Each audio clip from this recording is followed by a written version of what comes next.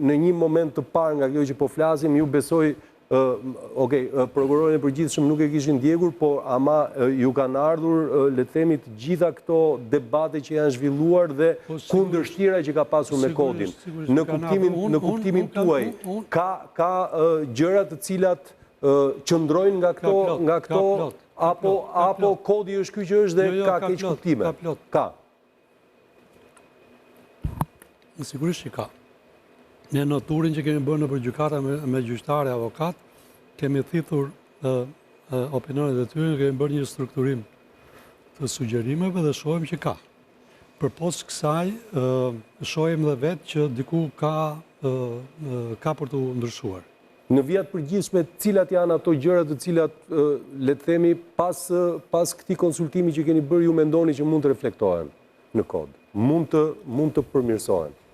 Ja, ato janë çështje teknike dhe... Po, jo në çështje të frymës? Jo në çështje të frymës. Çështja e frymës do të përfundojë në parlament. Nëse atje do të konsiderohet që veprat duhen zbutur dënimi për arsye e tjera, ato është çështje politike pastaj. Por unë doja të thoja këtë, lidhur me vjedhjet. Kodi aktual, vjedhjen e ka, vrasjen e ka për vrasjet, e ka nga 10 deri 20. Por kodi e ka 15 deri 20. Kodi italian e ka jo më pak se 21 vjet, kodi francez dënohet me 30 vjet burgim. Kur them por kodi marr mesataret e dënimit për çdo lloj vrasje. Vrasja me paramendim, kodi aktual e ka 15, 25 ose burgim përjetshëm. Ne kemi lënë po të tillë, burgimi përjetshëm Italia dënim të vetëm, burgim të përjetshëm Franca dënim të vetëm.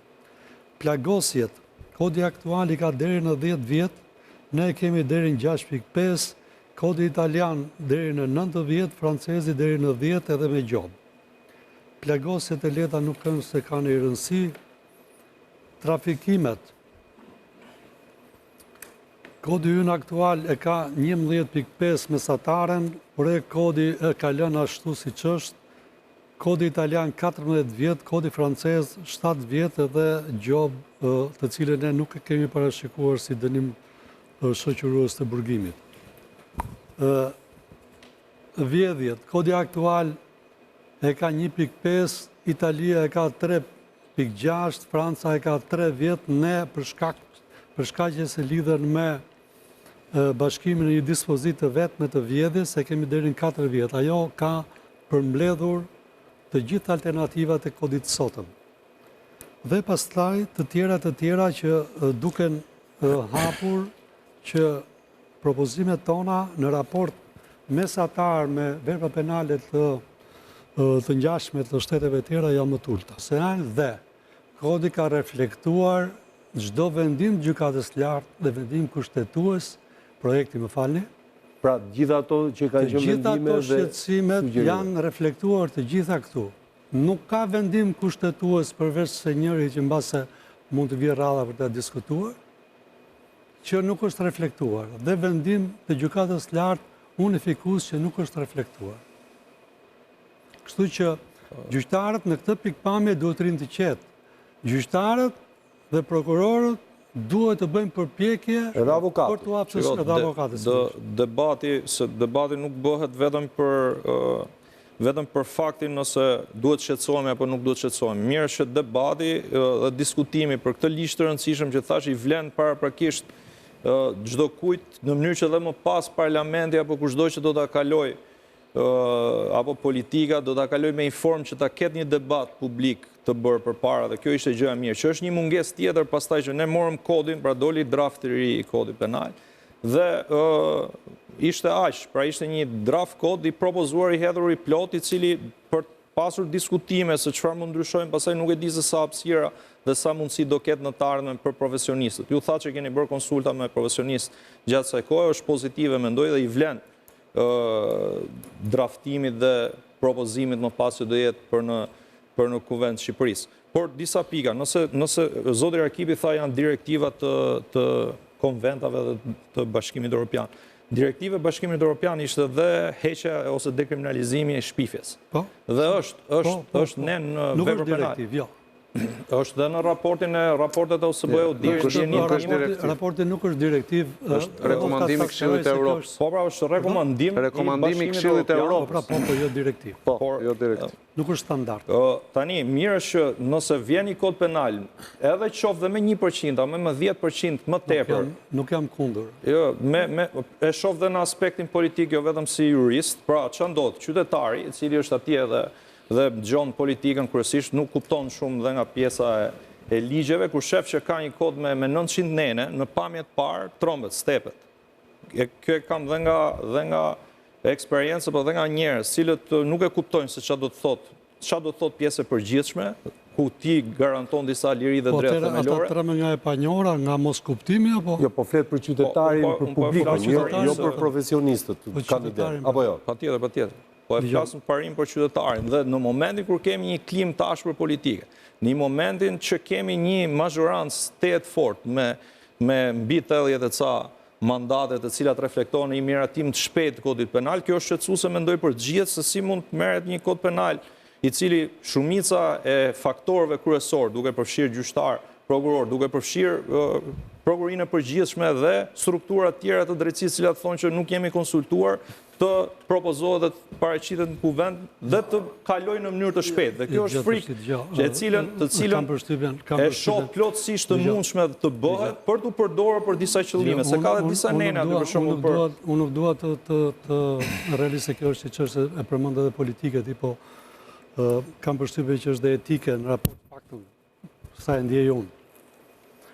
Nuk dua të heq bindjen tuaj, të ta qofte ta minimizoj bindjen, ju mbani atë bindje, por mirë është që konkluzionet dalin duke dëgjuar palët. Nuk është e vërtet që gjyqtarët e prokurorët nuk janë konsultuar. Kemi dëgjuar deklaratat publike dhe deklaratat... Por në them konsultohu me palën tjetër. Cila nga palë? Metodologjia e miratimit të këtij projekti është kjo.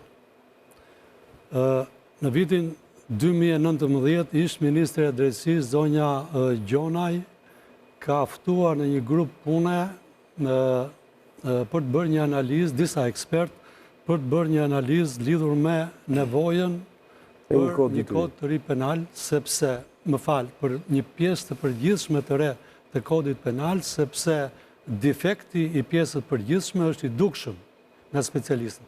Pjesa e përgjithshme e kodit ton penal është primitive në pikpamjen profesionale të saj.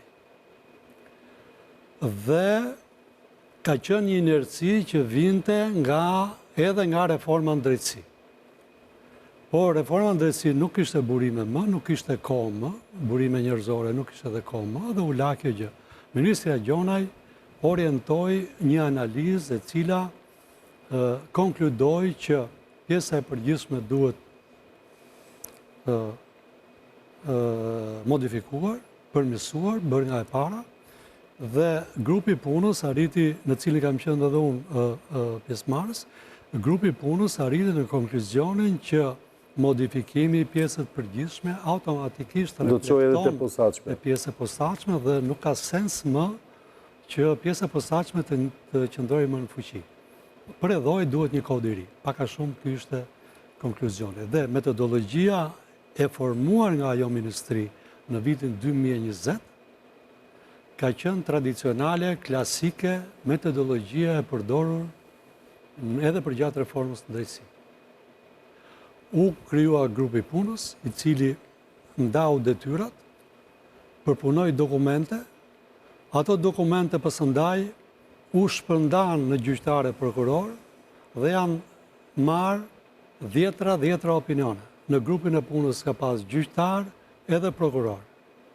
E kam pas unë merak personalisht që prokurorët ishin pjesë e grupit punës për shkaqe që lidhen me mënyrën se si unë e kuptoj rolin e prokurorit. Po, më falë, këtu të kjo, kur prokurori përgjithshëm thotë që s'kemi pasur kohë ta konsultojmë. Nuk e di ka procedurë verbale. Më falë, duhet të pyes.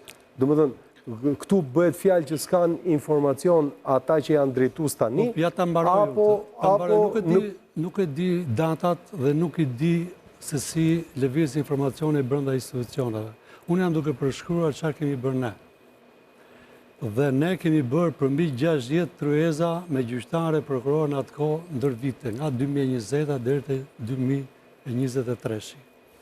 Në ato 60 e më tepër tryeza të mëdha në Ministrinë e Drejtësisë kanë marrë pjesë mbi 20-30 anëtarë të sistemit dhe organizata jo qeveritare apo organizata ndërkombëtare në Shqipëri.